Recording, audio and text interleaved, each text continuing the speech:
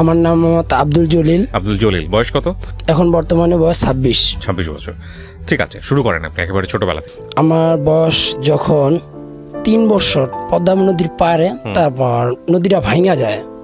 নদী ভাঙার পরে আমরা গ্রাম থেকে আসা পড়ি মুন্সিগঞ্জে আসা বসবাস করি। বসবাস করার পরে বাবা তখন কি করতো আপনার? আমার বাবা তখন কোনো কাজ করতো না, তা হঠাৎ করে এক কোম্পানিতে জব নেয়। ওই কোম্পানিতে আব্বু ম্যানেজার হিসাবে জয়েন করার পরে তখনকার কিছুদিন ভালোই চলে, আমাদের সংসারটা অনেক খুশিতেই চলে। এরকম খুশি মনে হয় না আর জীবন আমি কখনো পাইছি। আচ্ছা, এই ফার্স্ট মনে হয় আমি দেখছি।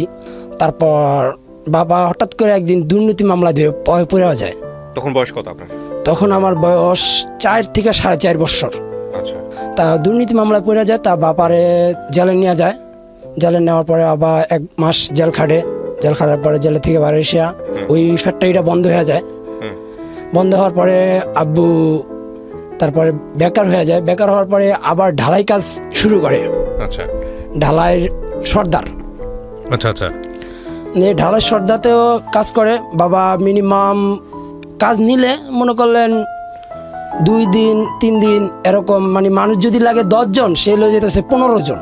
হ্যাঁ, ঠিক আছে, দেখা গেছে এই কাজটায় আমার লাভ হবে 10 টাকা, সে বলতেছে 1 টাকা লাভ হইলেই হবে। হ্যাঁ, ঠিক আছে, এমন করে মনে করেন প্রায় 2 থেকে 2.5 লাখ টাকা ঋণ হয়ে যায়। তখন বয়স কত আপনার? তখন আমার বয়স মিনিমাম 7 বছর বয়স। কয় ভাই বোন ছিলেন আপনারা? আমরা 3টা ভাই শুধুমাত্র। আচ্ছা, আর আমাদের সবাই দেখলে বলতো যে 3 ভাই আমরা 3 লাখ টাকার মাল। আচ্ছা, আপনাদের দেখলে বলতো 3 লাখ টাকার মাল। কেন বলতো এটা?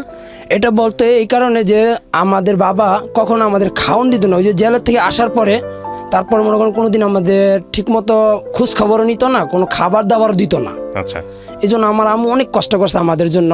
ছোট থেকেই মনে করলেন ওই জেলের থেকে আসার পরে আমাদের আলু দিয়া ভাত শুধু খাওয়াইতো। ভাতও পাইতাম না, আমরা শুধু আলু সিদ্ধ করে খাইতাম।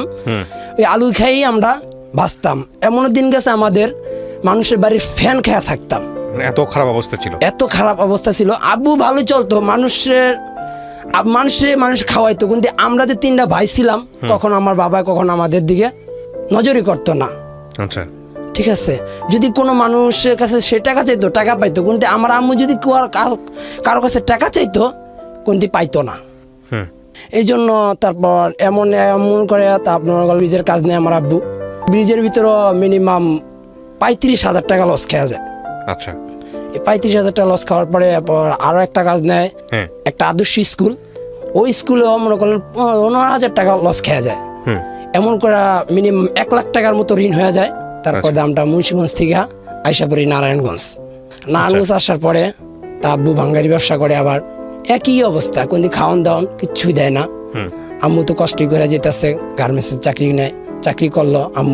আব্বু ঠিক মতো খোঁজ খবর রাখে না। আম্মুর সাথে তারপর রাগারাগি অনেক কিছু চলতো।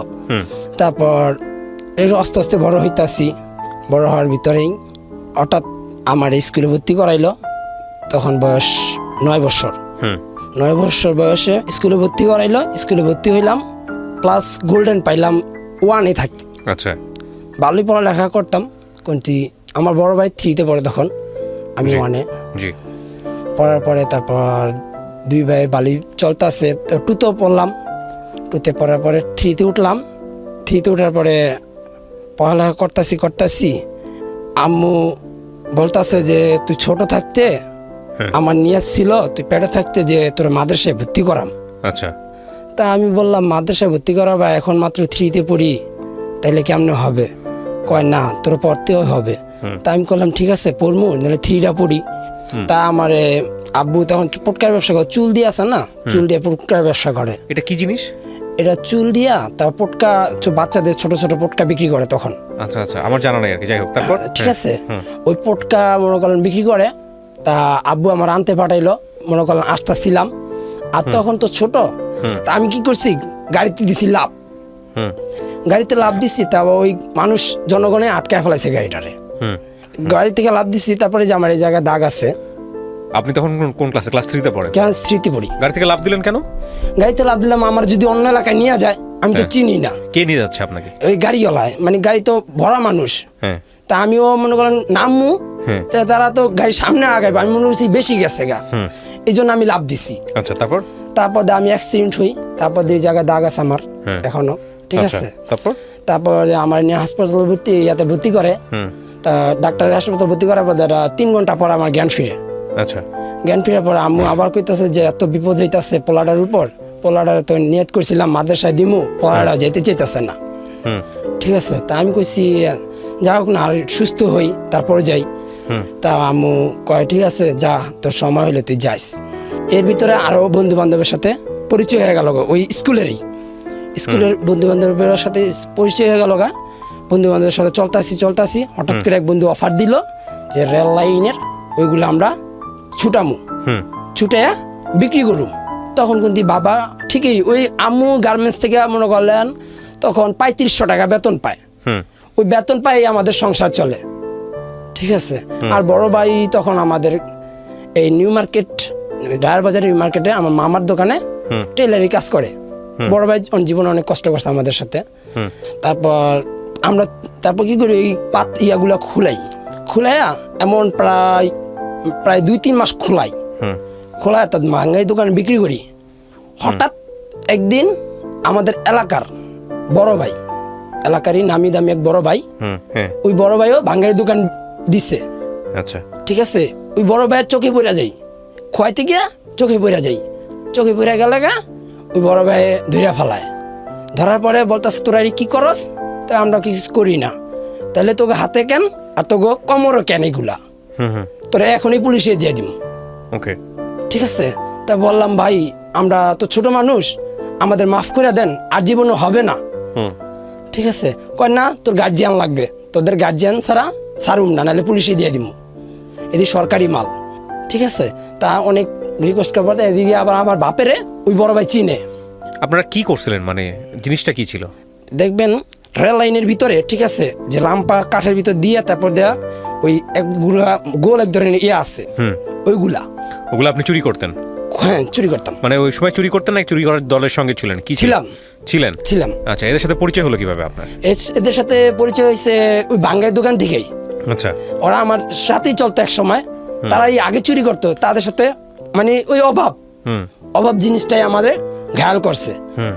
তারপর ওই থেকেই কেমনে গেলেন, ঘটনাটা বলেন তো একটু আমাকে, কিভাবে গেলেন? এত রাতারাতি তো জান নাই। হ্যাঁ, ঠিক আছে। এক বন্ধু আইলো, বন্ধু বলতেছে আজ একটা কাজে যাবো। আমি বলতেছে কি কাজ? কয় আছে চল, ঠিক আছে। কয় গেলাম, তাই বলে না এই কাজ করতাম না, এই কাজ ভালো লাগে না। কয় না এই কাজে টাকা আছে। তখনকার মনে হয়তো 10 থেকে 12 টাকা কেজি লোহা, আচ্ছা, ঠিক আছে। 12 টাকা কেজি হইলে দেখা গেছে উঠি যদি 2 থেকে 3টা খোয়াইতাম 1 কেজি হয়ে যেত গা, ঠিক আছে। এমন 2 থেকে 3টা 1 কেজি হয়ে গেলে মনে করলেন দেখা গেছে প্রতিদিন দৈনিক খোয়ান যাইতো 30 থেকে 40 পিস, ঠিক আছে। 30 থেকে 40 পিস দেখা গেছে ওটি হালকা লড়া থাকলে উড়ি পাথর দিয়ে বাড়ি দিলে খোয়া যায়। আচ্ছা, আপনি কটা করে চুরি করলেন? কোথা থেকে চুরি করতেন, কোন রেল সামনে থেকে? এটা হইতেছে কি আপনার নারায়ণগঞ্জ থেকে ঢাকা কমলাপুর রোডে। আচ্ছা, আপনার ইয়ার থেকে গ্যান্ডাইয়ের থেকে ধরা বাঙালি দোকানে বিক্রি করতেন? বাঙালি দোকান ছিল আমাদের এলাকায়। আচ্ছা, ঠিক আছে। কত করে কেজি বিক্রি করতেন? 12 টাকা। 12 টাকা কেজি। আচ্ছা, তারপর 3টা 1 কেজি হইতো, ওজন ছিল অনেক, ওয়েট ছিল। আর একটা আছে লম্বা পদের, ওইগুলা 10-12টা দিলে 1 কেজি। আচ্ছা, এইগুলো আবার নাট আছে, নাটও দেখা যায় অনেক সময় নাট আলগা হয়ে গেছে, ওই নাটগুলো খোয়াই আমরা বিক্রি করে ফেলাইতাম। আচ্ছা, বিক্রি করার পরে আপনি চলতেছে ওই ভাইয়ের সাথে তো ধরাই পড়ে গেলাম। তা আম্মুরে ডাকলো, আম্মু আইলো, তা কইলো আর জীবনে করবো না ভাই, এর জন্য মাফ করে দেন, আর কখনো হবে না। আপনি দেখলে তা পরে পুলিশের কাছে দিয়ে দিন। তা ভাই এমনি মাফ করে দিল, কইলো আর জীবনে যাতে এদের না দেখি। তা আমরা আর গেলাম না। অল্প ওই পথের থেকে ওই ছেলেদের সাথে আমার চলাফেরা বন্ধ। আচ্ছা, চলাফেরা বন্ধের পর থেকে আজ গেলাম না। এর মাঝে আমার আরো একটা মেয়ের সাথে, আমাদের বাড়ির এক মেয়ের সাথে সম্পর্ক হয়ে যায়। কোন বয়স কত তখন আপনার? আমার বয়স তখন 10 কি 11। 10 বছর বয়সে একটা মেয়ের সাথে আপনার সম্পর্ক হয়ে যাচ্ছে? জি। আচ্ছা, বলেন তারপর। মেয়ের সাথে সম্পর্ক বলতে কিরকম, কেমনে সম্পর্ক হলো, কি ঘটনা ঘটছে একটু বলেন তো। মেয়ের বয়সও সেম 10 বছরের। দেখার পর আমারও এটা আগ্রহ জেগে যায়। আগ্রহ জেগে গেলে ওই মেয়ের সাথে আমিও শারীরিক সম্পর্ক করি। এমন করাতে এই 10 বছর বয়সে এরকম সম্পর্কের সাথে জড়ায় পড়েন? জি। তা এমন 3বার করার পরে 4বারে কালায় পাবলিকের হাতে ধরা পড়ে যায়। আমি এক রুমে গিয়া, আচ্ছা, তারপর দিনের বেলা পাবলিকের হাতে ধরা পড়ে গেলে মেয়েটা বলে সত্যি কথা বইলা দেয়। মেয়েটা সত্যি কথা বলার পরে, মেয়েটার বয়স কত ছিল? মেয়েটার বয়সও 10 বছর ছিল, আমার বয়স 11। আচ্ছা, আমার সাথে আরেকটা ছেলে ছিল সোহান নামে, ওই যে বললাম বাড়িওয়ালার মেয়ে আছে, তার সাথে আর 2-3 জন আমরা লোক ছিলাম। এরকম করতেছি, তা মেয়ে ধরা পড়ার পরে আমাদের বলে পুলিশের কাছে দিয়ে দিবে। ঠিক আছে, তা আমার পুলিশের কাছে দিয়ে দিবে। তা আমার বাড়িওয়ালা এলাকার ভিতর নাম দিয়ে আমি একটা লোক সবাই চিনে, তা বাড়িওয়ালারা খোঁজ লাগাইলো। বাড়িওয়ালারা বললো তোমাদের বাড়ির ঠিকানা দাও, তো বাড়িওয়ালার নাম বলো। তা বাড়িওয়ালার নাম বললাম, তা বাড়িওয়ালা আমাদের নিয়ে গেল। নিয়ে যাওয়ার পরে আম্মু আসছে 8টা বাজে ডিউটির থেকে। আম্মুরে বলতেছে যে আপনার পোলায় এই কাম করছে, মানে তো ওই মেয়ের আম্মু মামলা করব, আপনি কি করবেন? ঠিক আছে, তা কইতেছে না খালা, হয়তো ছোট মানুষ, জীবনে এই কাজ করতে পারে না। এই করার পরে আবার ওই মেয়ের মারে আবার আলাদা ডাকছে, একসাথে বাড়ি হলে গিয়ে নি লোকই ছিল, আলাদা আলাদা ডাকছে। ডাকার পরে বলতেছে ছোট মানুষ হয় কি বুঝে এই বিষয় কিছুই বোঝে না, আপনারা কইলে কি বিশ্বাস করবো নাকি? যাই হোক, তারপর এই আনতে মিটমাট হয়ে যায়। তারপর মেয়েটা চলে যায়, মেয়ের বাড়ি বরিশাল। মেয়ে বরিশাল চলে যায়, মেয়ের বরিশাল পাঠায় দেয়। আমি তারপর মাদ্রাসায় ভর্তি হই। মাদ্রাসায় ভর্তি হইলে আমি আমাদের গ্রামের মাদ্রাসায় ভর্তি হই। গ্রামের মাদ্রাসায় ভর্তি হইলে আমি 2 বছর পড়ালেখা করি গ্রামের মাদ্রাসায়। গ্রামের মাদ্রাসায় ভর্তি করে, তা আমার লজিংটা ছিল অনেক দূর। আমার নানা বাড়িতে থেকে পড়ালেখা করতাম। নানা বাড়িতে থেকে প্রায় 3 ঘন্টা, আমার মাদ্রাসার থেকে 3 ঘন্টা লাগতো আমার গ্রামের বাড়িতে মানে লজিংয়ে যাইতে। অনেক দূর মাদ্রাসা ছিল, 3 ঘন্টা পথ হাইটা যেতাম। মা আর বলতাম, মা এত দূর আমার ভাত খাইতে অনেক দেরি হয়ে যায়, হুজুরে পিঠায়, আর এত করা পারা যাইব না, আমার একটা সাইকেল কিনা দাও। তা মা যেভাবেই হোক মানুষের চায়া দায়া একটা সাইকেলের ব্যবস্থা করলো। সাইকেল কিনা দিল। তার একটা মামা ছিল আমার, মামাটা দুবাই থাকতো। মামাতে যখন যাই চাইতাম তখন তাই দিত। আচ্ছা, আমারে ঠিক আছে, যখন যার টাকা চাইতাম তাই দিত। তা আমি তখনকার কষ্ট কি জিনিস বুঝতাম না, যে মামা টাকা দিত আমারে। নানির ওকে হইতাম, নানি আমার টাকা লাগবে, এখন এটা কিনা লাগবো সেটা কিনা লাগবো, টাকা দেন। টাকা দিত। এমন মিনিমাম আমার নানির থেকে মিনিমাম 1.5 থেকে 2 লাখ টাকা আমি নানির থেকেও নেই। আচ্ছা, ঠিক আছে, নানি জিজ্ঞাসা করতো না যে কি কারণে নেস, ঠিক আছে, কিন্তু শুধু ভাঙতাম, এত ভাঙতাম। তখনকাই আমি মোবাইল চালাইতাম, ছাত্র বয়সী মোবাইল চালাইতাম। তখনকে আমি নাজরা বিভাগে পড়ালেখা করি। তা হুজুর একদিন ধরা ফেলাই, হুজুর হাতে ধরা পড়ে যায়। তো মোবাইল চালাস কেন? আমি বলি, হুজুর আমার বাপ মা তো দূরে থাকে, ঢাকা থাকে, আর আমি তো গ্রামে, বাপ মার সাথে কথা বলতে পারি না, এই জন্য মোবাইলটা চালাই। বলছে ঠিক আছে, তোর বাপ মা যদি গ্রামে থাকে, ঢাকাও থাকে, সমস্যা নাই, তাহলে আমার কাছে মোবাইলটা দে, তোর বাপ মায় ফোন দিলে তাহলে তুই ফোন ধরবি, তাছাড়া মোবাইল চালা নিষেধ। তা কি করবো? তা হুজুরের কাছে দিয়ে দিলাম। হুজুরে তারপর মাদ্রাসায়। হ্যাঁ। আচ্ছা, কিসে পড়তেন আপনি? আমি হেফজ বিভাগে পড়তেন। আচ্ছা, আমরা যেখানটায় ছিলাম। তারপর তা পড়ালেখা করতেছি, তা হেফজতে উঠলাম, হেফজ পড়তেছি। হঠাৎ করে নানি মামা বিদেশ আইসা পড়ে, আসার পরে চলার পথ চলতেছে। তা একদিন আমাদের এবারে মাদ্রাসায় একটা নিয়ম আছে, আপনার নেতা, নেতা নাম একটা আছে, যে একজনের দায়িত্বে থাকবে ওই লোক, সব ছাত্র একজনের দায়িত্বে থাকবে। তা আমাদের যে মাদ্রাসার পরিচালক আছে, সে বলতেছে একটা ভোট হবে 2 জনের মাধ্যমে, যে বোর্ডে পাশ করবে সেই হবে নেতা, আর যে বোর্ডে পাশ না করবে সে নেতা হবে না। ঠিক আছে, তা পরিচালকের মাধ্যমে ভোট আমরা দাঁড়াই করেছিলাম। আমার পক্ষের থেকে একটা বই মার্কা আর একটা বার করেছিলাম চঙ্গা মার্কা। ঠিক আছে, আমি যেই পক্ষে, এই পক্ষে হয়েছে গিয়া বই মার্কা, আর বড় ভাইদের পক্ষে হয়েছে গিয়া চঙ্গা মার্কা, মই যেটা বলে। তা মই মার্কা চলতে আছে। তা ভোটের দিন একটা ভোট শুধুমাত্র বেশ কম, সবাই দুজনেই ভোট সমান পাইছে, একটা ভোট বেশ কম। এই ভোটে এমন মারামারি বাঁধলো, কুবাকুবি পর্যায়ে গেছে গা। আচ্ছা, কুবাকুবি, মানে যে পরিচালক আছে সে বলতেছে ভোট আবার গণনা হবে, লাগলে ভোট নতুন করে গণনা হবে, নাহলে ভোট আবার রিটার্ন করা হবে আগামী দিন। তারপর আমরা সুষ্ঠু চাই, কুবাকুবি চাই না, আমরা চাই সুষ্ঠু। কুবাকুবি করতে কোদাল, তারপর সাপাল, তারপর কাঁচি, এইগুলা নিয়ে কুবাকুবি পর্যায়ে গেছিলাম। আচ্ছা। তারপরের দিন আবার ভোট হইলো, তারপর দেয় আল্লাহ দিলে আমরাই পাশ করলাম, ছোট যারা তারাই সভাপতি ইয়াতে পাইলাম, নেতা হইলাম। নেতা হওয়ার পরে তা আমার গুনতি সবাই জানতো আমি বড় লোকের পোলা। ঠিক আছে, এরকমভাবে চলাফেরা করতাম যে আমার চলাফেরা কেউ কইতো না যে আমি গরিবের ছেলে। আমি এত স্মার্টভাবে চলতাম, এত টাকা ভাঙতাম, যে মোবাইল চালাইতাম, যে যখন যে টাকা চাইতো সেই টাকায় দিতাম। কিন্তু অথচ কিন্তু সেই টাকা আনতাম আমার নানির থেকে, মামায় পাঠাইতো। নানির মামারা বলতো মামা এই টাকাটা লাগবো, আমার বই কিনা লাগবো, কিতাব কিনা লাগবো, শুধু মিশা কথা বলে আনতাম। আনার পরে সেটা ভাঙতাম ওই রাজনীতির পথে, ওই বন্ধুদের যারা দাঁড়া করেছি তাদের। তারপরে অনেক মামারা আইসা বললাম, নানায় গ্রাম সেইরা ঢাকা আইসা বললো আপনি ঢাকা ইয়াতে নিউ মার্কেট রায়ের বাজারে কিনলো, জমিন কিনলো। মামারা বললো যে গ্রামে থাকা লাগবে না, তাহলে নিউ মার্কেট জমিন আছে, জমিন কিনছি, তাহলে আপনারা এনে আইসা বলেন আপনারা দুইজন কি করবেন গ্রামে থেকে। তা মামারা জমিন যা ছিল সব বিক্রি করে তারা আইসা বললো। তারপর আমি আবার এখন তো একা হয়ে গেলাম গা, কই কি করবো, মানে তো খাওয়া তো লাগবে। মানে হুজুরে বললাম হুজুর আমার তো খাওয়ানোর ব্যবস্থা করতে হইব। কইতেছে সবাই তো যার যার বাপে বা যার যার বাড়ির থেকে খায়, অনেক তো লজিনের কোনো সময় ইয়া নাই, মানে তুমি কিভাবে কি করবা? তাই বললাম না তো হুজুর আমার কোনো উপায় নেই, আমার তো বাবা মাও নাই, কেউ নেই, আমার 13 জন। ঠিক আছে, তা বললো নাহলে একটা ব্যবস্থা করা যায়, দেখি সমাজে কেউর কাছে সবাই কইয়া। তা হুজুরে সমাজে একজন আমাদের পাশে গ্রাম ছিল, ওই গ্রামে 5 ওয়াক্ত নামাজ পড়াইব, আর সকালে ফজরের সময় ফজরের পরে কিছু পোলাপাইন পড়াইব, আর 3 বেলা খাওয়ান দিব, 300 টাকা মাসে দিবে।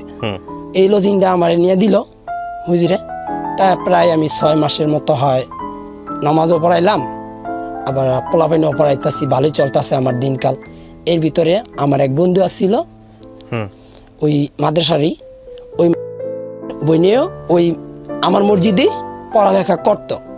পড়ালেখা করার ভিতরেই বন্ধুর বইনে আমারে একদিন প্রস্তাব দেয়, প্রেমের প্রস্তাব দেয়। তখন আমার বয়স 14 কি 15। তা প্রেমের প্রস্তাব দেয়, তা আমি কই না তুমি কই থেকে কি আর আমি কই থেকে কি, কয় না আপনার আমার পছন্দ হয়েছে। তা আমি পছন্দ হয়েছে, তা ঠিক আছে চলুক। তা এমন করতে করতে চলতেছে দুজনের মাঝে ভালোই চলার ভিতরে। হঠাৎ একদিন ওর আম্মু আর আব্বু ওর নানি বাড়ি চলে গেছে, মেয়ের মেয়ের নানি বাড়ি চলে যাওয়ার পরে আমার একদিন ফোন দিল মোবাইলে। তখনকার হুজুরের শ্বশুর বাড়িও আমার যেই ইমাম সাহেব ছিল হুজুর ছিল, সে তার বাড়িও শ্বশুর বাড়িও ওই এলাকায়। ঠিক আছে, সে আমাদের 10টা বাজে ঘুম পাড়ায় সবাই রে থুয়া গেছে গা, যে তোরা দেখিস আমি সকালে এসে তো পড়ালেখা নিমু, পড়া নিমু। ঠিক আছে, তা আমার আবার থুয়া গেল গা। তা আমরা তখন 10টা বাজে, 10টার পরে আমার ফোন দিল। ফোন দেওয়ার পর কইতেছে আপনি কই? আমি কই আমি তো মাদ্রাসায়। তাইলে কি করান যায়? কয় আমার বাপ মায় তো বাড়িতে নাই, কেউ নাই, বাড়ি তো পুরা ফাঁকা, আপনি আসবেন? আমি বলি এত রাত করিয়া কেমনে আসি? কয় না আসেন না, দেখতে মন চাইতেছে। তো ঠিক আছে, তো রাত্রে 11:30 বাজে গেলাম। যাওয়ার পরে মেয়ের সাথে দেখা করলাম, দেখা করার পরে মেয়েও বসতে দিল, নাস্তা পানি খাইতে দিল। তারপর প্রায় কথা কইতে কইতে 1:30 বাজে গেল। 1:30 বাজার পরেই মানুষ মানে রাস্তা দিয়ে হাঁটতেছে, আর দেখতেছে ওই ঘরের লাইট জ্বলানো, মানে মানুষের সন্দেহ বাজে গেল গা, লাইট জ্বালানো কি কারণে? তা আমারে আবার ওই মেয়ে দেখে ফেলাইছে যে মানুষ আইতাছে। তা আমার বললো কি আপনি গোয়াল ঘরে পলান। আচ্ছা, আপনি গোয়াল ঘরে পলান। আমি বললাম গোয়াল ঘরে কেন? না পলাইলে তো আপনার মানুষ ধরে ফেলাইব, ধরে ফেলাইলে তো আপনি যে কোনো একটা দুর্ঘটনা ঘটাইছেন। তা আমি বললাম আচ্ছা ঠিক আছে। আমি গোয়াল ঘরে পলাইলাম। পলার পর ওর দাদিও পাশের বাড়িতেই আসছিল। ওর দাদি উঠে গেল কি চোরাইছে গরু চোরাইছে। ঠিক আছে, গরু চোর করে আমার দিল দৌড়ানি। আচ্ছা, দৌড়ানি দেওয়ার পরে আমি কি করলাম, তখন আপনার শীতকালেই ধান হয় আমাদের এলাকায়, ওই ধান খেতে ভিতর দিয়ে দৌড়াইতেছি। তাও মানুষের চতুর্থ সাইডে মানুষ মাইকিং অ্যানাউন্স করে দিছে, মসজিদের মাইকে অ্যানাউন্স করে দিছে যে গরু চোর ঢুকছে। তাও তখন চতুর্থ সাইডের মানুষ দৌড়ে আইছে কেডা। তা আমারে ধরছে, দৌড়া বাইন্দা থুয়া দিছে। সকালে বলতেছে এত রাত করে তুই এই বাড়িতে কেন? হ্যাঁ, তা মেম্বার চেয়ারম্যান হুজুর যারা আছে সবাই ডাকলো। ডাকার পর বলতেছে, আমি বলতেছি যে আমার সাথে ওরা আমার ভালো লাগে, ওই আমার ভালোবাসে, এই জন্যই আসছি। তো কয় নাহলে তুই গরু চুরি করতেছিস কেন? আমি কই না, গরু চুরি করতেই নাই, ওই আমার ফোন দিচ্ছে। হ্যাঁ, তা কয় না, বিশ্বাস করি না, তুই মেয়ের সাথে কোনো শারীরিক সম্পর্ক করছস। ঠিক আছে, আমি কই না, বিশ্বাস করেন। তা চেয়ারম্যানটা ভালোই ছিল। চেয়ারম্যান আমার হাতে তখন একটা স্বর্ণের আংটি ছিল। বিচার পঞ্চায়েতের সবাই ডাকার পরে বলতেছে যে তো ছোট মানুষ, 15 বছর বয়স, এই ছোট বয়সে তো আর এখনো পড়ালেখা করতেছে, আর এখন বিয়ার কোনো ওঠে না। ঠিক আছে, আংটি আছে যেহেতু, ওর গার্জিয়ান যেহেতু ডাকা, ওর এখানে কেউই নাই। ঠিক আছে, চেয়ারম্যান ছিল আমাদের উপজেলার চেয়ারম্যান, তা কেউ নাই। তাহলে এক কাজ করো, আজকে যেহেতু পর্যন্ত ওর বয়স না হবে এই পর্যন্ত বিয়ার কোনো নাম উঠবে না, ওর বয়স হলে তারপরে বিয়ার নাম উঠবে। তা ঠিক আছে, তো সবাই মাইনা নিল চেয়ারম্যানের কথা। আমাদের এলাকায় চেয়ারম্যান সবাই মানে বিয়ার কথা মনে করা। তারপরেই আমার বিকালবেলা হুজুরে ডাকলো, বললো যে এই ঘটনা কেমনে ঘটালি। তা বললাম সবই বিস্তারিত। ভাঙ্গার পরে তারপর আমি আবার বাড়িতে ফোন দিলাম, বললাম মা আমি আর থাকুম না, এই মাদ্রাসা পড়ালেখা করুম না। কে করবি না? আমার লজিনে খাইতে কষ্ট হয়, লজিনে খাওয়ান খারাপ দেয়, এটা সেটা মিথ্যা কথা বললাম মার সাথে। ঠিক আছে, মা বললো ঠিক আছে তাইলে কি করবি, চল নাহলে আইসা পড়। তারপর কি করবো, ওই জায়গা থেকে আইসা পড়লাম। আইসা আপনার নারায়ণগঞ্জ ভর্তি হইলাম মাদ্রাসায়, আবার নারায়ণগঞ্জ মাদ্রাসায় আবার আমারে হেফজখানায় দিল। শুরু করলাম আবার হেফজত থেকে। হেফজত থেকে শুরু করার পরে তখন আম্মু অনেক কষ্ট করতো, এত কষ্ট করতো কথার বাহিরে। ঠিক আছে, কষ্ট খাওয়ান তখনও পাইতো না আম্মু। আমি তো জমিদারের মতন চলতাম, ওই যে মামাগো টাকা যখন মামা করতে চাইতাম তখন কে দিত আমারে। আম্মু ভর্তি করাইলো, ভর্তি করানোর পরে লজিনেও খাইতাম। তা আমাদের বোর্ডিংয়ের নিয়ম ছিল মাসিক বেতন, মাসিক বেতন 500 টাকা আমার বোর্ডিং খরচ ছিল। ঠিক আছে, গরিব মানুষ বইলা হুজুরে 500 টাকা মহাতামিম সাহেব ধার্য করছে, আর সবারই 1200, 1500, 1800 টাকা। ঠিক আছে, আমার জন্য 500 টাকা। তো ঠিক আছে, এমন চলতে চলতে 1 বছর ভালোই চলছিল। চলার ভিতরে 3 মাসের কালাই পরের বছর আমার টাকা আটকায় যায়, প্রায় 6-7 মাসের টাকা আম্মু দিতে পারে না। আম্মু না দিতে পারে, তা হুজুরে বলতেছে তোর আম্মু তো অনেক দিন হয়ে গেল গা, অন্ত বোর্ডিং খরচ টাকা দিতেছে না, কি এমনি চলে, তোর আম্মুরে বলস না। তা বললাম আম্মুরে সব খুইলা। তা আম্মু কইতেছে আমি তো খাইতে পারি না, তোরে বোর্ডিং খরচ দিমু কই থেকে, তোর আব্বুও কাজ করে না, আর আমি যা কাজ করি তো ছোট ভাইয়ের পড়ালেখা করামু না তোরে করামু। ঠিক আছে, না আমরা খামু, কন্ডা করুম না, ঘর ভাড়া দিমু। তা কইলাম তাহলে কি করবেন, তাহলে আমার পড়ালেখা ছাড়াই দেন। কয় না, আমার স্বপ্ন আছে তোরা হাফেজ বানাম। ঠিক আছে, আমিও নিয়ত করছি তোরা হাফেজ বানাম। করতেছে, করার ভিতরে বোর্ডিং খরচ আটকায় গেল। এর ভিতরে রমজান মাস আসছিল, রমজান মাস আইতাছে। তা আমাদের নিয়ম আছে, আবার রমজানের প্রথম দিয়ে চিঠি বিতরণ করে, বাড়ি বাড়ি বাকি অফিসে গিয়া। ঠিক আছে, চিঠি বিতরণ করে, জাকাত ফেরতা, তারপর সদগা, এগুলার জন্য একটা চিঠি আসে এতিমখানার থেকে, বাড়িতে গিয়া দেওয়া হয়। রমজান শুরুতে দেয়, 10 রমজান পর্যন্ত দেওয়া শেষ করে। 10 রমজানের পর থেকে 11 রমজান থেকে শুরু হয় জাকাত ফেরতা সদগা এগুলা টাকা আদায়ের জন্য। এরকম চলতেছে, চলাতে উড়াইতেছি টাকা, জাকাত ফেরতার টাকা উড়াইতেছি। আচ্ছা, উড়াইতেছি এমন 2-3 দিন ভালোই চলতেছে। তা আমাদের লগের একটা ভাই ছিল নাম আলামিন, তার সাথেও গেলাম একদিন, বড় ভাই, তার থেকে শিখলাম কফন কিভাবে লিখতে হয়। ঠিক আছে, তা সে আমার এলাকায় আসিল, আন্ডারে ছিল। তা তাতে শিখাতে, তার বাড়ি আসছিল কাউটাল, আমার বাড়ি ছিল ফতুল্লা। ঠিক আছে, তার আন্ডারে তার এলাকা, আমার আন্ডারে আমার এলাকা। মানে টাকা উড়াইতেছি এমন 5-6 রমজান, 16-17 রমজান ভালোই টাকা উড়াই দিলাম। হুজুরে প্রতিদিন দেখা গেছে 5,000, 10,000, 7,000 টাকা উড়াই দিতেছি জাকাতের টাকা। ঠিক আছে, 1 টাকাও মারি না, ভালোই চলতেছে। হঠাৎ করে দেখি ওই আলামিন ভাইটাই, ঠিক আছে, দেখি যদি লোক দেয় 1,000 টাকা, ঠিক আছে, সে লেখতেছে 100 টাকা। ঠিক আছে, মানে কুপনের উপরে লেখতেছে 1000 টাকা, কুপনের নিচে লাগতেছে 100 টাকা, ঠিক আছে। তা ওই লোকটা যারা টাকাটা দেয় তারা কখনো খেয়াল করে না যেটা কি লাগতেছে, তারা তো বুঝতেছে 1000 টাকাই উঠাইছে, ঠিক আছে। তা আমিও আবার ওই জিনিসটা শিখে নিলাম। তা দেখলাম যে তো ভালো টাকা হয় মারে, ঠিক আছে। আমাদেরও তখন টাকা দেয় না, আমরাও বুঝি না যে কত টাকা হয় কি করতেছে, ঠিক আছে। তা এমন করতে করতে তা 25 রমজান পর্যন্ত গেল। ওই বাইরে আমরা আবার রিটার্ন করলাম, হুজুরে বললাম হুজুর হ্যাঁ তো কাউটালের ছেলে, তাইলে হ্যাঁ কাউটাল দিয়ে দেন, আর আমরা তো দেখা গেছে ফতুল্লারই ছেলে, ঠিক আছে। তাহলে ফতুল্লা আমরা আমার এলাকা আমি সমাধান করবো। তা বললো ঠিক আছে, নাইলে তোমার এলাকা তুমি পারলে আলহামদুলিল্লাহ আরো ভালো, তাইলে তো আমার একটা লোক আরো বাড়ে, টাকা কিছু আসে, তাইলে আমার মাদ্রাসাটা ভালো মতন চালাইতে পারো, ঠিক আছে। তা ঠিক আছে হুজুর, তা আমারে দেয়।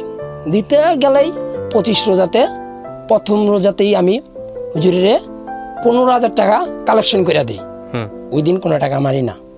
পরের রোজাতেই মনে করলেন 5,000 টাকা কালেকশনের ভিতরে হুজুর শুধুমাত্র আমি 8,000 টাকা দিই, আর 8,000 টাকা আমার ফান্ডে নিয়ে নিই। এমন করে আর দুইজনের সাথে আমি আরো দুইজন নিয়ে নিই, একা না, এই 8,000 টাকা দুইজনে নিয়ে নিই। আর দুইজন আছে আমার সাথে, মোট 3 জন আমরা। তা 3 জনই এটার সাথে জড়িত ছিলাম। তা জড়িত থাকতে তেমন 30 রোজায় ভালোই মোটামুটি ওই রোজাটায় মনে করলেন মিনিমাম 15 থেকে 20,000 টাকা আমাদের আওতায় আনি 4-5 দিনে নিয়ে। মানে কি আপনারা নিজেরা চুরি করলেন? চুরি করলাম। চুরি করাতে হুজুরও জানতে পারে না যে এটা কি নিজলো না আনালো, ঠিক আছে। তা রোজার শেষে আমাদের আবার হুজুরের পক্ষ থেকে পাঞ্জাবি বিতরণ করলো আমাদের, যে যতজন লোক আমরা মানে কালেকশন করছি সবাই একটা করে পাঞ্জাবি আর একটা পায়জামা দেওয়া হবে, ঠিক আছে, এই উপলক্ষে। যে তার প্রায় 2 কোটি না কত টাকা জাকাতের টাকা আসছে, ঠিক আছে। তা এমন ভালোই ইনকাম আসার পরে তা বলতেছে যে ভালোই এই বছর টাকা কালেকশন ভালো হয়েছে, তাইলে সবাই পাঞ্জাবি দিমু নিয়ত করছি এবার। তা দিল আমাদের, চলতেছে। তারপরে এমনি কুরবানি দিল।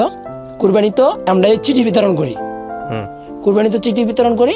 কুরবানি তো চামড়া যখন চামড়া দেয়, মানুষ যদি চামড়া দেয় ওই চামড়া আমরা বিক্রি করে ফেলাই। চামড়া বিক্রি করি, তখন চামড়ার দাম ভালো ছিল। চামড়ার দাম ছিল একটা চামড়া 2500 টাকা, 3,000 টাকা বিক্রি করা যেত, বড় গরুর চামড়া। আচ্ছা, ওই চামড়া নিয়ে আমরা বিক্রি করতেছি। তা হুজুরে দিতাম কত 500 টাকা, কোপনে লিখতাম চামড়ার 500 টাকা জাকাতের ফান্ডে দেওয়া হয়েছে, অমুকে অমুক দিত।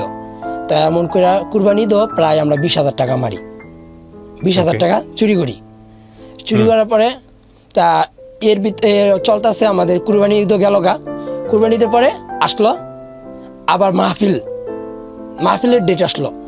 মাহফিলে কি করলো আমাদের দিল কোপনে টাকা উড়াইতে, মাহফিলের আয়োজনের জন্য টাকা উড়াইতে, যে মানে মার্কেটে গিয়া বাড়িতে গিয়া কিছু টাকা উড়াইতে কালেকশন করতে হবে। মাহফিলের 10 দিন আগে মাহফিলে গেলাম, মাহফিলের টাকা উড়াইতেছি। ওই মাহফিলের টাকাও মেরে দিলাম মিনিমাম 30 থেকে 35,000 টাকা। 35,000 টাকা মারার পরে তা এমন হুজুরে ধরতেই পারে না যে কিভাবে কি হইতেছে, হুজুর কখনোই ধরতে পারে নাই। তা এমন করতেছি তার এমন করার পরে চলতেছে। মা তো আর টাকা দিতে পারে না, আমারে করে দিল বোর্ডিংয়ে ফ্রি, যে তোর মা তো টাকাই দিতে পারে না, এত গরিব, তাহলে কেমনে হইব যা তোরে ফ্রি করে দিলাম। মানে আমিও কালেকশনটা আমার মতো কালেকশন মনে হয় না কোনো ছেলে করতে পারতো, মানে টাকার দিক দিয়ে আমি অনেক কালেকশন করতে পারতাম, ঠিক আছে। জাকাতের টাকা যে কোনো মহল্লার মানুষ সবাই আমার চিনত, ওই এলাকায় সবাই চিনে। ছোটোর থেকেই বড় হয়েছি নারায়ণগঞ্জ, 20 বছর যাবৎ, তা 15 বছর চলে। ওকে প্রিয় শ্রোতা, ছোট্ট একটা বিরতি নেবার ছিলাম, তারপর চলতেছে। তা এলাকার সবাই আমার চিনে পরে সবাই বলতেছে যাক ছেলেটা হাফেজ হইতেছে, মনে হয় ভালোই হইব, সমস্যা নেই। জাকাতের টাকা যাতে যা চাইতাম তাই দিত, নিতাম। নেওয়ার ভিতরে তারপর হুজুরে কইতেছে যেহেতু অনেক তোর মায়ের তোর কালেকশন দিতে পারে না, আর তোরও তো পাঞ্জাবি পায়জামা কোনো লঙ্গি টঙ্গি কিছু নাই, তুইও চলাফেরা করতে পারস না, তাইলে এক কাজ কর, আমার একজন লোক লাগবো, আমারে বলছে, ঠিক আছে, পড়াইতে হইব, 3টা মেয়ে পড়াইতে হইব, ঠিক আছে। আপনার গ্যান্ডারিয়া, মানে ফতুল্লার থেকে প্রতিদিন আমাদের আবার একটা নিয়ম আছে, সকাল 9টার থেকে 11টা পর্যন্ত ঘুমানোর টাইম, ঠিক আছে। ওই টাইমটা আমি কি করতাম, না ঘুমাইয়া ওই লজিং করাইতাম। হুজুরে বললো যে আমার লজিং একটা লোক লাগবে, বলছে পড়াইতে হইব 3টা মেয়ের গিয়া 1 ঘন্টা পড়াইতে হইব। তা হুজুরে বললাম, তা আমারও তো আমার বাপ মা চলাইতে পারে না, তাই লজিংটা আমারই দেন। তা হুজুরে কি করলো, আমার লজিংটা দিল।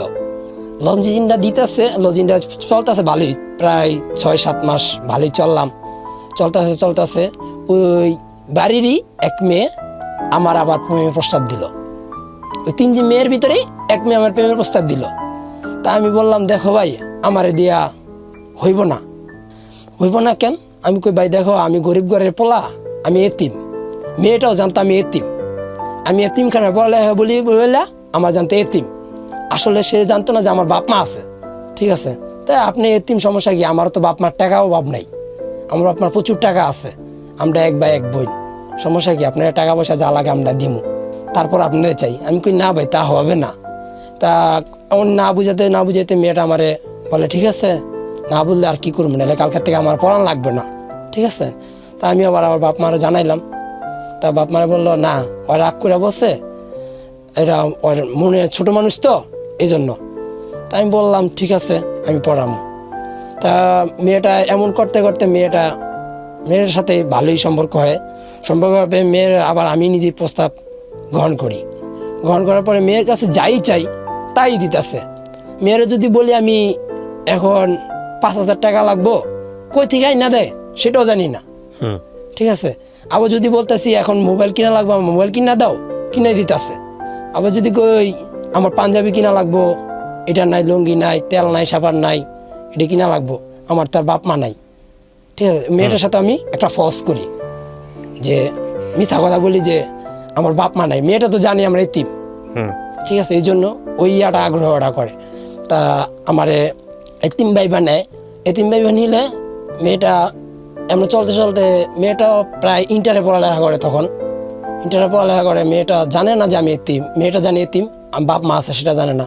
হঠাৎ একদিন বাড়ি আমার মাদ্রাসার দিকে আসে, মানে গন্ডারি থেকে আমার মাদ্রাসায় যায়, আমার দেখার জন্যই যায়। তা মেয়ের খালার বাড়ি ছিল আবার ফতুল্লাই। তা মেয়ে খালার বাড়িতে বেড়াইতে আইসা আমার ইয়াতে ওঠে, ফতুল্লা মাদ্রাসা ওঠে। মাদ্রাসা উঠলে তা আমার দেখে কি আমি এক মহিলার সাথে কথা বলতেছি, ঠিক আছে। মহিলাটাই কিন্তু আমার মা, ঠিক আছে। তা মেয়েটা ডাক কিছুই দেয় না আমারে, না দিয়া পরের দিন আমি আবার পড়াইতে গেছি। তা আমার বলতেছে, আপনি যে একজন মহিলার সাথে কথা বললেন, ওই মহিলাটা কেটা? তা আমি বললাম, মহিলাটায় ওই একজন ছোট ভাই আছে, ওই ছোট ভাইয়ের মা মহিলার খুঁজতেইছে। তা বললো, ছোট ভাই, ও আচ্ছা, যাক, সমস্যা নেই। এমন করতে করতে ওই খালতো ভাই আবার ওর খালতো ভাই আমার সাথে পড়ালেখা করতো। ওই খালতো ভাইয়ের কাছ থেকে কেমনে জানি খবর পাইলো যে আমার মা বাবা আছে। তখন তো মেয়ে আমারে ডাকছে 2013-12 সময়। তা মেয়ে আমার ডাকার পরে বলতেছে যে আপনি আমার সাথে মিছা কথা বললেন কে? আমি না হয় ভুলেই বুঝলাম যে আপনার বাবা নাই, মা নাই, আপনি এতিম, ঠিক আছে। আপনি আমার সাথে মিছা কথা বললেন কেন? আপনি তো একটা কোরআনের মানুষ, কোরআনের পাখি, ঠিক আছে। আপনি তো হেফজখানায় পড়ালেখা করতেছেন, আপনি কোরআন শরীফ পড়তেছেন 3 বেলা, আপনি এত মিছা কথা কীভাবে কইতে পারলেন, ঠিক আছে। তা আমি কই, না, আমার বাবা মা নাই। তখন না, আমি বিশ্বাস করি না, আপনার বাবা মা আছে। তা আমি কই, বিশ্বাস না করলে তুমি আমার মাদ্রাসায় গিয়া খোঁজখবর নিয়ে দেখো, ঠিক আছে। তা মেয়েটা আমার সেদিনও বিশ্বাস করেই নেয়। বিশ্বাস করার পরে এমনই 2 মাস চলতেছে, প্রায় মেয়েটার পড়ালেখা চালাইছিলাম প্রায় 2-1.5 বছর। মেয়ের সাথে সম্পর্ক প্রায় 1-1.5 বছর। তা মেয়েটা একদিন হঠাৎ করে আইসা দেখে কি ওই মহিলার সাথে আমি আবার কথা বলতেছি, আমার মার সাথেই। বিকালে হঠাৎ করে মানে আসছিল যে মহাতামিম সাহেবের সাথে কথা বলবে, বললা দেখবে কি এতিম নাকি বাবা মা আছে, এই জন্যই আসছিল মূলত। তা দেখি ওই মহিলার সাথেই কথা বলতেছি। তা আবার পরের দিন আমি গেলাম, যাওয়ার পরে মেয়েরা বলতেছে যে আবার যে সেই মহিলারই আপনার সাথে কথা বলতে দেখলাম, আপনি সত্যি করে বলেন, ঠিক আছে। আমি কই না এটা আমার মা না। কয় না এটাই আপনার মা, আপনার চেহারার মতনই লাগে। তা এমন করতে করতে যা ভালোই গেল। তো মেয়ে আবার করলেন নাহলে আপনি আমার বিয়া করেন। ঠিক আছে, আমি কই দেখো আমি তো হপায় পড়ালেখা করতেছি, অনেকে বিয়ার বয়স হইল। ঠিক আছে, কয় বিয়া না করলে আমি মারা যাবো। কেন মারা যাইবা? কয় আপনার স্যার আমি কিছু বুঝি না। ঠিক আছে, তা আমি কইলাম মারা যাইবা কইলে কি হয়ে যায়? আমি কি গরিবের ছেলে এতিম, আর তুমি হচ্ছে ধনীর মেয়ে, তোমার সাথে কি আর আমার সাথে মিলে? জল আর পানি কই থেকে কই? তারপর কয় গরিব ধনী কিছু বুঝি না, যদি এই জায়গায় আমার বাবা মা কিছু বলে সেটাও আমি বাবা মার একটা রেল দিমু, আর যারা যা করা লাগে সেটাও আমি বুঝুম। তারপর আপনারা আমি চাই, আপনারা স্যার আমি আর কিছু বুঝি না। এমন করতেছে। তারপর যাক আমি যেভাবেই হোক সত্য কথাটা বইলা দিই মেয়ের যে আমার বাবা মা আছে, তুমি আমার মাইনে নিতে পারবা, আমার বাবা মার কাছে যেতে পারবা। তখন কাই মেয়ে অজ্ঞান হয়ে যায়, কথা শুনেই অজ্ঞান হয়ে যায়। অজ্ঞান হওয়ার পরেই মেয়ের বাড়ি থেকে খবর আসে যে আপনার আগামীকাল থেকে আর আমার মেয়ের পড়ান লাগবে না। ঠিক আছে, যাক পড়ান লাগবে না, যাক বালিশ চলে। পড়ালেখা ওখান থেকে আবার স্টপ হয়ে গেল। হওয়ার পরে যাক পড়ালেখা নিয়ে করতেছি, আবার এসে বললো রমজান মাস। রমজান মাসে আবার কালেকশন শুরু করলাম। রমজান মাসে কালেকশন করতেছি ওই টাকা কিন্তু মারতে গিয়েছি। দৈনিকই দেখা গেছে 2,000, 4,000, 5,000 টাকা এমন মারতে গেছি। এখন আগে যে দুইজন ছিল গেল 2 বছর আগে, তাদের বাদ দিয়ে নতুন আরো 2জন নিছি, তাও ছোট ছোট। ঠিক আছে, আমার থেকে ছোট ছোট, যে তারা না আমারে না দেখে যে আমি কত টাকা লেখতাছি আর কত টাকা নিতাছি পকেটে। ঠিক আছে, ওইটা তা এমন করে প্রায় নিয়ে গেলাম ওই রমজান মাসে 50,000 টাকা। 50,000 টাকা নিয়ে আমি কিন্তু ঠিকই পুরো ধনীর ছেলে যেভাবে চলে আমি জলিল সেভাবে চলতাছি। হুজুরে কয় তুই যে এত স্মার্ট, এমন টাকা পয়সা কই পাস? তোর মা বাবা তো টাকা দেয় না। ঠিক আছে, তাহলে কই টাকা পাস? তোর তো খাওয়ান দাওয়ানোর দেখি অভাব পড়ে না, সবাই আলু ভর্তা দিয়া ডাল দিয়া, ঠিক আছে, লজিনে যা পাক করে তাই। আবার তুই দেখি ডিম পাক করে খাস, আলাদা ডিম ভাজিয়া খাস, এই টাকা পাস কই? আমার বলতা হুজুরে। তা বললাম হুজুর আমার পরশু দিন আম্মু 100 টাকা দিয়ে গেছিল, ওই টাকাই রেখে দিছি, একটা ডিমই না খাই। কিন্তু সত্যতে কথা বলতে কোনো টাকাই আম্মু দেয় নাই। ঠিক আছে, ওই টাকা তো বাইরে বাইরে খাইতাম, ভাঙতাম, চলতাম। তা এমন 50,000 টাকা মারার পরে কুরবানিতে আমার সাথে এক বড় ভাইরে দেয়। বড় ভাইরে দিলে ওই বড় ভাই আমার ফলসটা ধরে ফেলায়। ফলসটা কুরবানিতে ধরে ফেলায়। তা বড় ভাইরে বলি ভাই এই জায়গায় আপনারে 50-50% দিমু। ঠিক আছে, হুজুরে বলা যাবে না। ঠিক আছে, লাগলে আপনি আমি যদি 20,000 মারি, আপনার 10,000, আমার 10,000, আর বাকি যা থাকবে সব হুজুরের ফান্ডে যাবে। ঠিক আছে, আর হুজুরে বলা যাবে না। ঠিক আছে, ওই বড় ভাইও ঠিক হুবহু একই কাম করে আমার সাথে। ঠিক আছে, যাক ভালোই। এমন চলতে আছে 3 বছর মারলাম প্রায় 2 থেকে 2.5 লাখ টাকা। 2.5 লাখ টাকা মারার পরে মাদ্রাসার আর পড়ালেখা দেখি ভালো লাগে না, পড়ালেখা মন চায় না, লজিনে খাওয়ান ভালো লাগে না। বাবা মারে কইলাম মা পড়ালেখা করুম না। মায়ে কয় রক্ত লাগলে বেচা দিমু, তাও পড়ালেখা করতে হইব, পড়ালেখা ছাড়া যাইব না। আমি কইছি না রক্ত বেচন লাগবো না, আমি পড়ালেখাই করুম না, আমার মনই টানে না পড়ালেখা করতে। বড় ভাই বললো যে নাহলে বাড়িতে জায়গা নাই, তুই কই যাবি জায়গা? আমি বললাম যে লাগলে যামুগা, তাও আমি পড়ালেখা করুম না, আমার পড়ালেখায় মনে বসে না। উনি তো আমার নেশা হয়ে গেছে, টাকার নেশা, আমার তার পড়ালেখার নেশা না। ওই যে টাকা আমি দেখছি, ওই টাকার নেশা আমার। মানে দৈনিক টাকা না পাইলে তো আর আমি ভাঙতে পারতাছি না। ওই দেখা গেছে রমজান মাসে যে টাকা পাইতাম ওই টাকা দিয়ে তো যা চলতামই রমজান মাসে।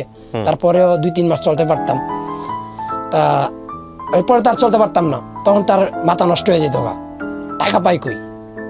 ঠিক আছে, তা মেয়ের সাথে তো তখন ব্যাকআপ হওয়ার পরে যা চলতেছে, চলার পরে পড়ালেখা মসজিদের একটা মসজিদ ছিল, ওই মসজিদের টুপকায়া তা আমি রাত্রে বাড়িয়ে যাই, প্রায় রাত 3টা বাজে। টুপকায়া বাড়িয়ে গিয়া মাদ্রাসাতে পালায় যাই। তারপর আর মাদ্রাসা যাই না, মাদ্রাসা ওখান থেকে আমার স্টপ বন্ধ হয়ে যায়। মাদ্রাসা বন্ধ করার পরে বাপ মায় আবার ধরে আনে, তা আমার আর রাখতে পারে না। দেখা গেছে হুজুর রান্দা ঘুমাইছে, আমি রাত 12-1 বাজে ওয়াল টপকায় গেছি গা, ওয়াল টপকায় গিয়া পড়ালেখা ছাইড়া দিছি। তা এমন করতে করতে আমার এক বন্ধু ছিল, হানিফ করে নাম, ওই বন্ধুর বাড়িতে উঠি। কইছি এখন তোমাকে দরকার নাই, আমার বাপ মা দরকার নাই, আমি পড়ালেখা করব না, আমার লাগবে টাকা, আমি টাকা চাই। তা বলতেছে টাকা চাস, পড়ালেখা করলে যে টাকার অভাব পড়বে না সেটা জানোস? আমি কই পড়ালেখা আমার মন চায় না, আমার লাগবে টাকা, আমি টাকার মানে কাঙ্গাল। কয় টাকার দরকার, দেখ জীবনে অনেক কষ্ট করছে, ঠিক আছে, ভাত খেতে ভাত পাস নাই, এখন তো এক মুঠো ভাত তো পেটে পড়ে, তখন তো এক মুঠো ভাতও তো পেটে পড়ে নাই। সেই কথাটা সে একটু স্মরণ কর। কইছে সেই দিন গেছে গা, এখন তার ছোট নাই, এখন বড় হয়েছি, ঠিক আছে, অনেক টাকার দরকার। এমন করতে করতে টাকা অনেক টাকা মা বাবা মাইনা নিবই না ঘরে, মা বাবা মাইনা নেয় না, বন্ধুর বাড়িতেই থাকি, বন্ধুর মার সাথে অনেক কথাবার্তি কই, কথাবার্তি কইতে কইতে বাপ মার সাথে অনেক বুঝায় পড়ায়, বন্ধুর বাপ মায় বুঝায় পড়ায় নেয় বাড়িতে। তারপর কাজে ভর্তি হই, একটা কাজ আছে দেখছি কোম্পানি, ওটাতে জয়েন নেই, ওটাতে জয়েন করে 2 মাস চাকরি করি। 2 মাস করাইতেই একটা অ্যাবসেন্ট করে, একটা অ্যাবসেন্ট করে শুধু শুধু ঘুমের অ্যাবসেন্ট, একটু ঘুমাইলেই অ্যাবসেন্ট করে দেয়, ওই ফ্যাক্টরির নিয়ম অনুযায়ী ঘুমাইলে অ্যাবসেন্ট। তা আমি ওই একদিন অ্যাবসেন্ট করে কষে দেখে আমি কি করছি, ওই আনতে চাকরি ছেড়ে দিছি। আচ্ছা, কি কারণ আমার চাকরি আমার অ্যাবসেন্ট করলো, ঘুম তো মানুষ আসতেই পারে, এই জন্য কি অ্যাবসেন্ট করবো নাকি? তা চাকরি ছেড়ে দিয়া আসলাম, লাগলাম গার্মেন্টসে। ওকে প্রিয় শ্রোতা, ছোট্ট একটা বিরতি নিয়ে যেখানটায় ছিলাম তারপর। গার্মেন্টসে লাগার পরে গার্মেন্টসে চলতেছে প্রায় 2-3 মাস, চলার পরে এমন গার্মেন্টসে করতে 8 ঘন্টা ডিউটি, তখন আমার বেতন 5,300 টাকা, সরকারি স্যালারি হিসেবে 5,300 টাকা, 2015-তে মনে হয় যতটুকু সম্ভব। তা 5,300 টাকা বেতন।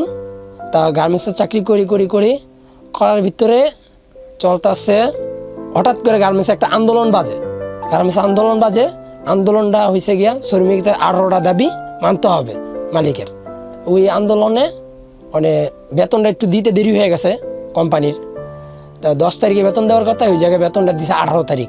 এই জন্য আন্দোলন ডাকছে শ্রমিকরা যে প্রতি মাসের 7 তারিখে বেতন দিতে হবে, না দিলে আমরা গার্মেন্টস চাকরি করুম না। আমি তখন গেছিলাম ইম্পোর্ট ম্যান, গার্মেন্টসের ইম্পোর্ট ম্যান।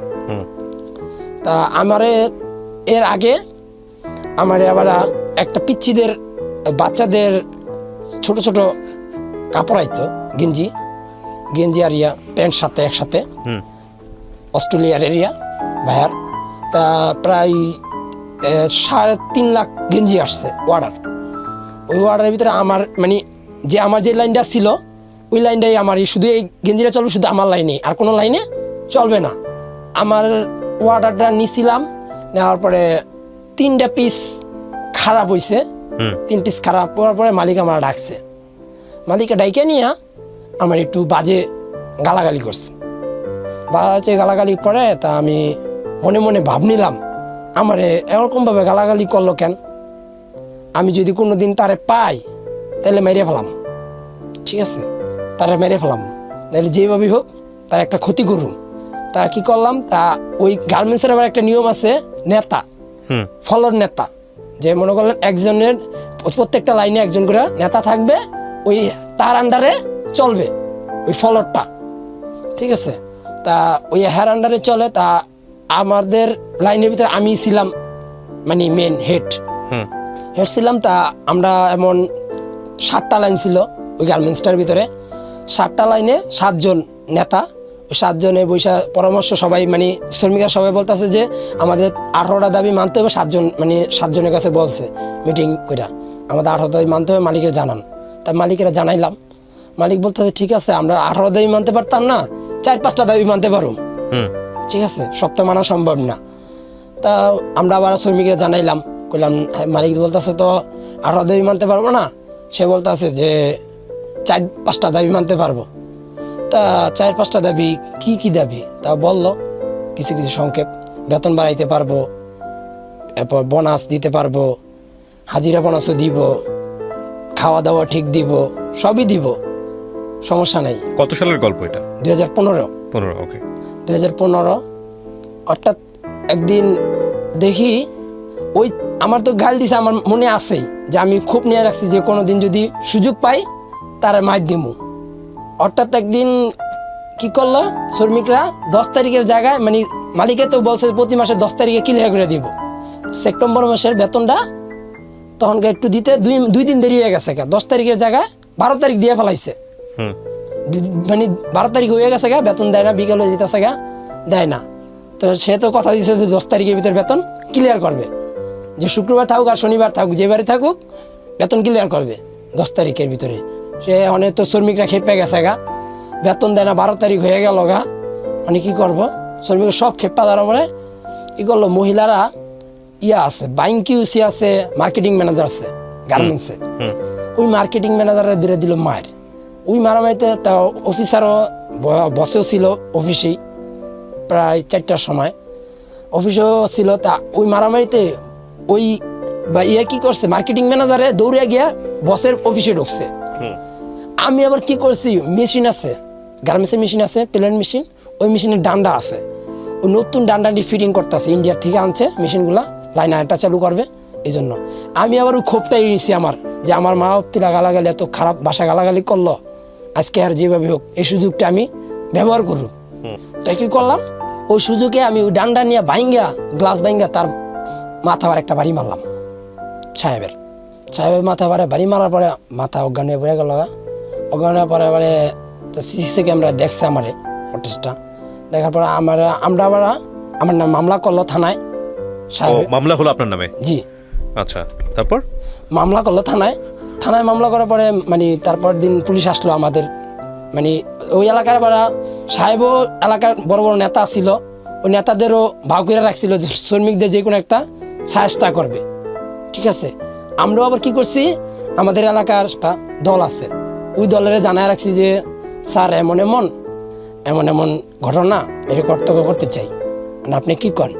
তখন ঠিক আছে, তা আমাদের জানাইছো, আমরা সাহেবের সাথে বৈশা দেখি। তা বলার পরে তারে তো এমন 3-4বার কলিং দেওয়া হয়েছে, 3-4বার জানানোর পরে আমার আবার আন্দোলন করতেছে পুলিশ হিসাব করছে। আমরা তো ওই এলাকায় যত গার্মেন্টস আছে দেখছি, যখন পুলিশ আসছে তখন আমরা আর শ্রমিক একজনও ভিতরে ঢুকি নাই, মানে গার্মেন্টসের ভিতরে ঢুকি নাই, গেটের বাইরে সব শ্রমিক খাড় করাইছি। যে আমরা 7 জন ছিলাম ফলোরের নেতা, ওই 7 জনে ছিলাম, 7 জনে সব বলছি সবাই আজকে বাইরে থাকবে, আজকে আন্দোলন হবে। এই আন্দোলনে আমাদের 18 দাবি মানতে হবে মালিকের, ঠিক আছে। মালিক যে পর্যন্ত আমাদের আন্দোলন না মানবে সেই পর্যন্ত আমরা কাজ ধরবো না।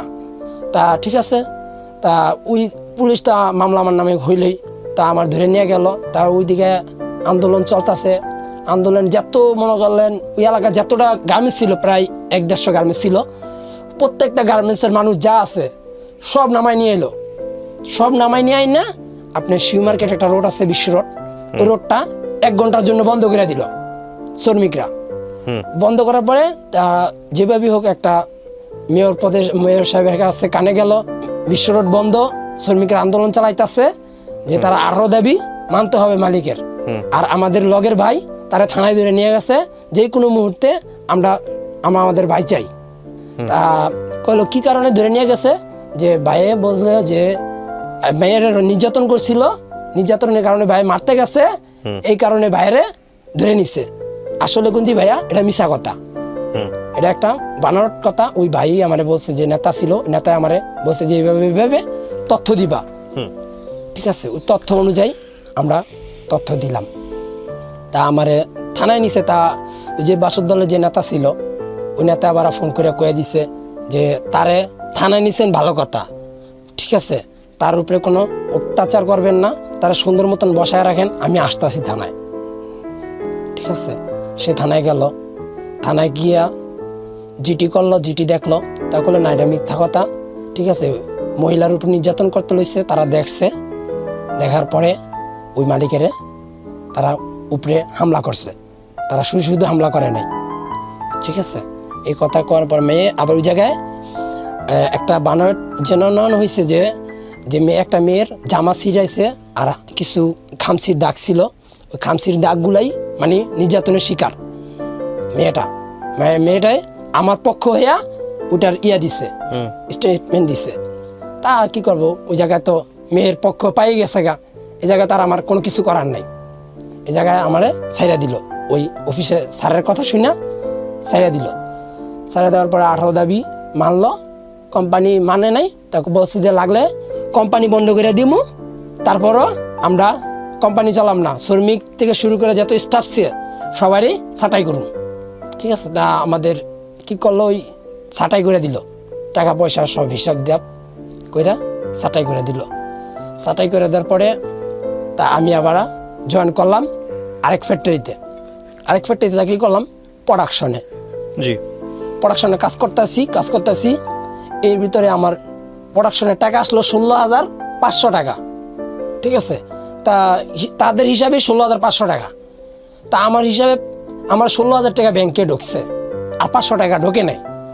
সেটা নিয়ে আমি গেলাম, যাওয়ার পরে যাইতাছি তা বললাম 2-3 দিন, আমার বলতেছে আজকে না কালকে না পরশু না তরশু, এমন ঘুরাইতেছে। তা আমি বললাম স্যার, আমরা মাথার গাম পায়ে ফালাইয়া কষ্ট করি, আমার 500 টাকা দেন না। কইতেছে না, টাকা দেওয়া যাইব না। তখন না স্যার, টাকাটা দেন, টাকাটা লাগবো। কয় তুমি কি নেতা হয়ে গেছো গা, এলাকার নেতা? সে একটা প্রভাবশালী লোক, তার নামটা আমি নিতে চাই না, ওই এলাকারই এখন বর্তমানে একটা ভালো পর্যায়ে আছে সে, তার নাম আমি বলতে চাই না। তা আমি আবার কি করছি, তার ওই আইডি কার্ড ছিল, ওই আইডি কার্ড তার মুখ বাড়া মাইরে দিছি দৌড়, আজও দৌড় কালো দৌড়, আজও পর্যন্ত ওই ফ্যাক্টরির কাছে যাই না। ভয়ে যদি মা ধরতে পারেন না, দেখতে পারলো আজও পর্যন্ত মেরে ফেলাইব, তার কোনো গ্যারান্টি নেই। তার এমন বড় লেভেলের ক্ষমতায় হাত আছে। তারপরে চাকরি নিলাম 2016-তে, 8 ঘন্টায় ডিউটি, ভালোই ডিউটি করতেছি। তা তখনকার বেতন 4500 টাকা বেতন, 8 ঘন্টায় ডিউটি। তা করতেছি করার ভিতরে 8 ঘন্টার ডিউটি, কিন্তু আমার একটা ভালো অভ্যাস ছিল, ওভার টাইম করতে পারতাম ভালো। ওভার টাইম আমার রেকর্ড আজও পর্যন্ত কেউ ভাঙতে পারে নাই, 180 ঘন্টা ওভার টাইম, এক মাসে 180 ঘন্টা ওভার টাইম। আমার 4500 টাকা বেতন হলে কি হবে, কিন্তু দেখা গেছে প্রতি মাসে 16,000 টাকা, 17,000 টাকা, 20,000 টাকা উঠাতে পারতাম।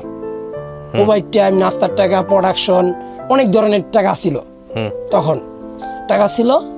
তা 8 ঘন্টা ডিউটিও করি, ডিউটি করতেছি। এর ভিতরে এক বন্ধুর সাথে পরিচয় হইলো, আমার ওই মাদ্রাসারই আলমগীর কুরার নাম, সে আমাদের পাশের মিলেই টেক্সটাইল মিলে কাজ করে। টেক্সটাইল মিলে কাজ করতেছে মানে এক মেয়ের পরিচয় আর করলো, পছন্দ হইলো, মেয়ের প্রস্তাব সবই দিল। 16 ডিসেম্বর আমার নিয়ে ঘুরতে গেল, আমার সাথে করে নিয়ে ঘুরতে গেল, মেয়ের সাথে করে ঘুরে টুরে আসলো, ছবি টবি তুললো মেয়ের সাথে করে। তা মেয়েটারে যে আরেকটা ছেলে পছন্দ করতো, ঠিক আছে, ওইটা কিন্তু আমার ওই আলমগীর বন্ধু জানতো না। ঠিক আছে, ওই মেয়েটা যে ছেলেটা পছন্দ করতো, ওইটা ওই ছেলেটার বন্ধু। আচ্ছা জলিল, বর্তমানে আপনি কি করেন? বর্তমানে আমি জবই করি এই টেক্সটাইল মিলে।